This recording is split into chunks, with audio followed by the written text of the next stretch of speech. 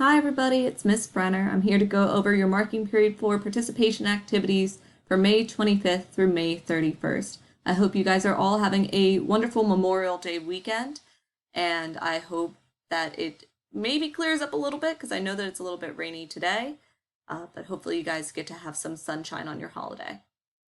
All right, so just so you are aware, if you're watching this video, you're getting step 1 done.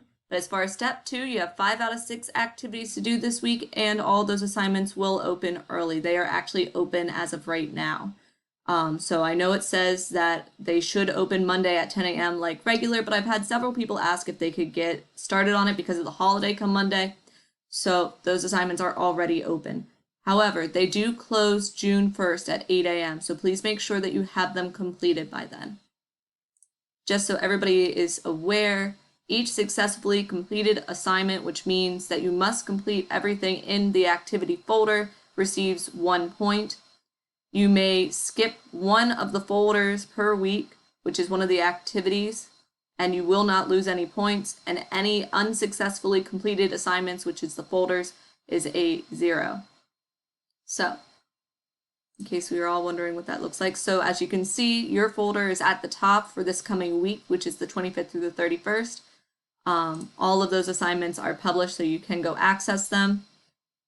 Let's say you completed all of the activities in activity 1, which is our audiobook for this week, which is chapter 4 of To Kill a Mockingbird. You will receive 1 point. So audio for Mockingbird, chapter 4, you'll receive that 1 point. There are questions in the Ed Puzzle, so please make sure to complete them to the best of your ability. Activity number 2 is creative writing. We have 4 different writing prompts for this week. Number 1 is to write about your favorite memory with your family or friends. This memory does not have to be from quarantine from March 13th to the present. However, it can be if you would like to. I always love hearing about what you guys are up to on our unplanned break here. So number 2 is to tell a scary campfire story to a group of campers. That means that you'd have to create a setting for your camping trip. Tell us a little bit about your campers and tell them a scary story. Number 3 is if you could time travel to any point in time, where would you go and why? So you can go in the future, you can go in the past, but you have to tell me a little bit about where you would time travel to and then tell me what you would do there. All right, number 4 is what is your favorite season and why? So you're going to explain what you love most about that season. And those are our 4 different writing prompts for this coming week.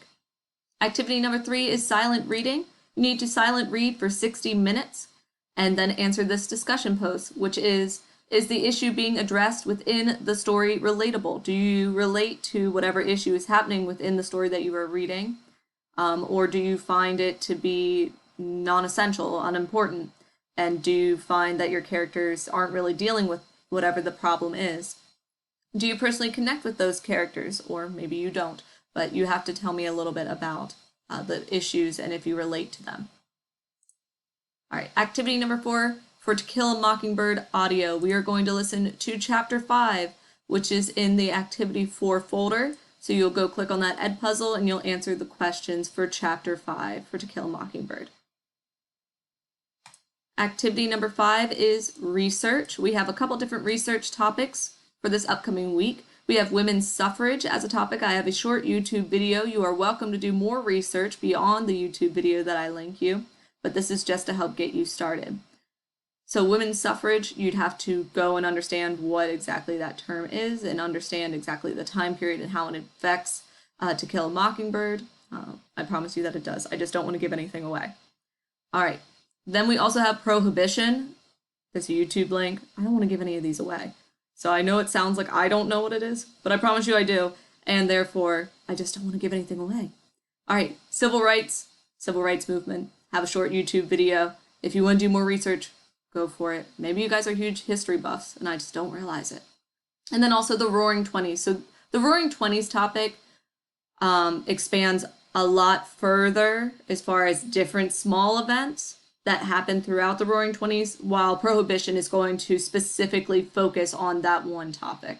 So if you are somebody that already has a background and knows a decent amount about the 1920s, maybe you want to focus on one of these smaller topics like women's suffrage and prohibition. If you don't know a lot about the 1920s, I recommend learning about the 1920s and watching that short YouTube video. All right, guys. So those are our different research topics for this week. You need to then answer the discussion post about what you learned and the knowledge that you gained, and include the name of whatever article or video that you listened to or read. And then tell us a little bit about your opinions about it. Maybe you were really surprised you didn't know a lot about women's suffrage, and therefore now you really strongly feel that we should work on women's rights and women's stability within our society. I don't want to give anything away. All right, moving on. Activity number 6, To Kill a Mockingbird writing. What elements of the small town of Macomb County do you find similar to your hometown? Now, maybe you are somebody who has moved several times throughout your lifetime. That can be any hometown that you personally really connect to. Maybe you've always lived in this area, but what parts do you find similar? If you live in a small town, do you find similar to Macomb County? And what things do you find different? So I'm asking you to compare what small town life, or maybe you came from a big city, what big city life is like in comparison to the town that is in our novel. And I ask for 3 sentences minimum. And those are all 6 of our activities for this week. If you guys have any questions, we have Zoom meetings on Wednesday and Thursday at 10 a.m. We do not have a Zoom meeting on Monday because it is a holiday. But please feel free to email me. You can even send me an email Monday. Reach out, let me know if you need anything, and I will gladly help you. All right, guys, I hope you enjoy your holiday, and I will talk to you again soon. Bye.